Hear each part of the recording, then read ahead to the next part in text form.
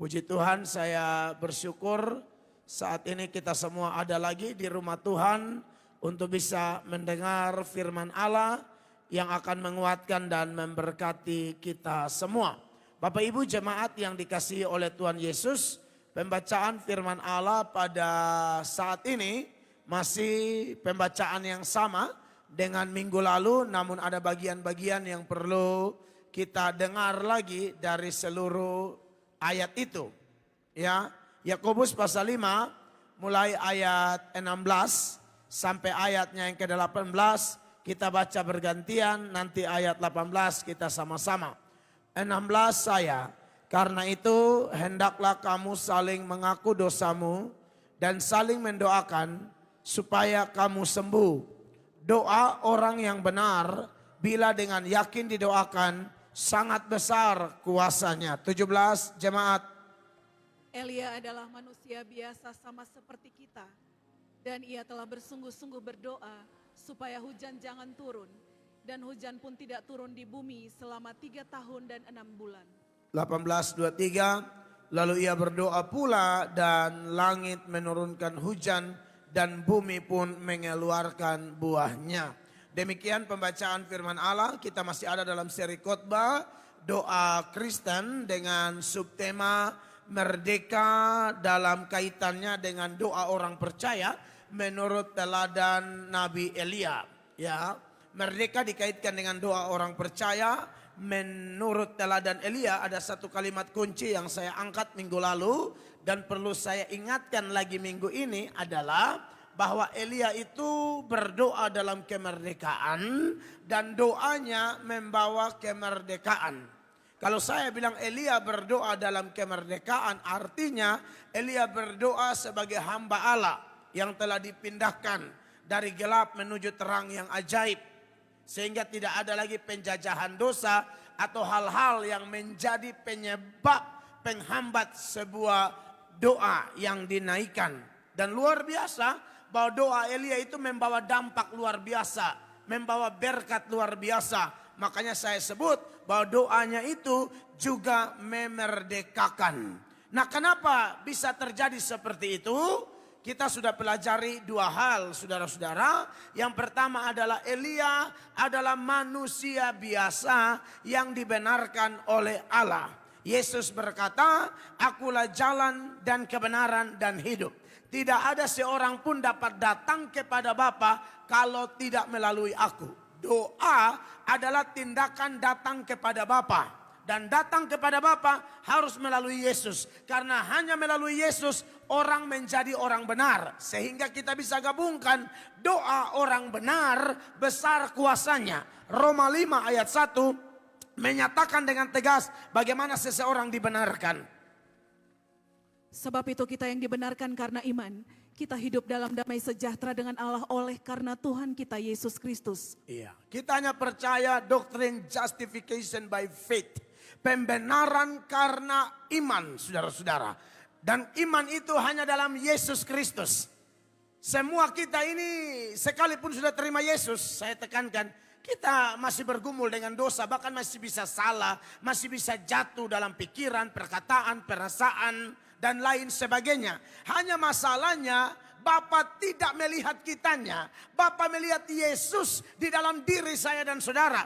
Itu yang menjadikan kita orang benar.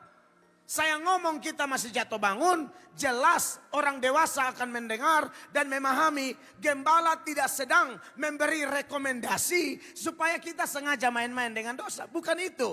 Faktanya kita belum sempurna. Kita sempurna nanti di sorga.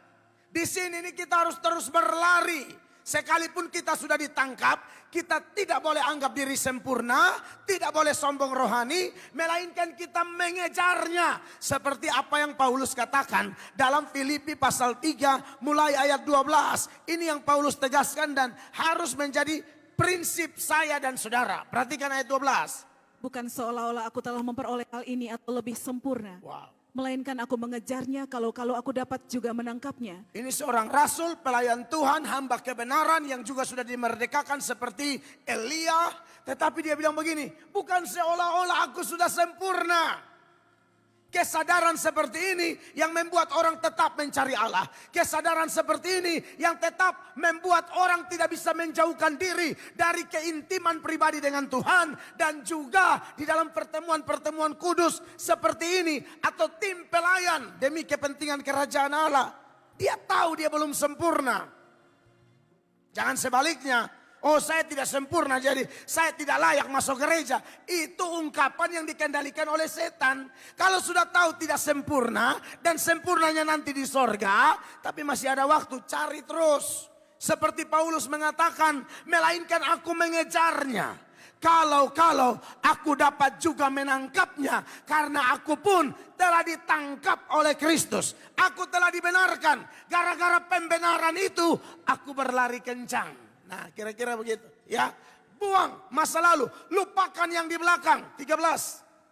Saudara-saudara, aku sendiri tidak menganggap bahwa aku telah menangkapnya. Ya. Tetapi ini yang kulakukan. Ya. Aku melupakan apa yang telah di belakangku. Amin. Dan mengarahkan diri kepada apa yang di hadapanku. Iya, lalu 14 sama-sama 23. Dan berlari-lari kepada tujuan untuk memperoleh hadiah, yaitu panggilan surgawi dari Allah dalam Kristus Yesus. Ya. Itu menyangkut poin pertama, saya tambahkan sedikit itu. Poin kedua adalah apa yang kita pelajari dari doa Elia. Doa dalam kemerdekaan dan doa yang memerdekakan. Kita mendapatkan pelajaran kedua, yaitu bahwa Elia sekalipun adalah nabi yang hebat. Buktinya jelas, dia minta api turun, api turun. Dia doa tidak ada hujan 3,5 tahun, tidak ada hujan 3,5 tahun. Janda yang jelas sudah miskin melarat, tinggal tepung sedikit dan minyak dibuli-buli. Dia bilang, kasih ke aku dahulu, kamu lihat janji Tuhan, kamu tidak akan kekurangan. Kelimpahan. Orang mati, Elia doa bangkit. Dan masih ada sejumlah pekerjaan spektakuler, supranatural yang Allah percayakan kepada Elia. Dari sudut pandang manusia, jelas ini orang hebat. Tapi saat dia berdoa, dia memposisikan diri sebagai hamba. Kalau hamba, jelas itu erat kaitannya dengan merendahkan diri di hadapan Tuhan. Makanya minggu lalu itu saya tunjukkan ayat di mana Elia membungkuk sampai kepalanya di antara dua lututnya dalam 1 Raja-Raja 18 ayat 42 itu, Bapak Ibu terkasih. Lalu Ahab pergi untuk makan dan minum. Tetapi Elia naik ke puncak Gunung Karmel. Lalu ia membungkuk ke tanah dengan mukanya di antara kedua lututnya. Ini menuturkan bahwa orang ini memang orang hebat. Tapi kalau untuk urusan dengan Allah, dia benar-benar hati hamba. Dia menghambakan diri, merendahkan diri di hadapan Tuhan. Jadi saudara-saudara, hati hamba ini perlu. Saya dan saudara itu diberi hak-hak istimewa, sebutan-sebutan istimewa. Orang yang terima Yesus sebagai Tuhan. Yohanes 1 ayat 12 mengatakan engkau anak Allah. Tidak cukup anak Allah saudara-saudara. Tapi kita yang telah dibeli oleh darah Yesus Kristus. Selain kita anak Allah, kita juga imamat yang rajani. Imamat artinya kita imam-imam. Ya kalau dulu fungsi imam, dia yang mewakili umat berdoa. Sekarang tidak lagi, semua bisa berdoa sendiri-sendiri. Karena kita semua imam.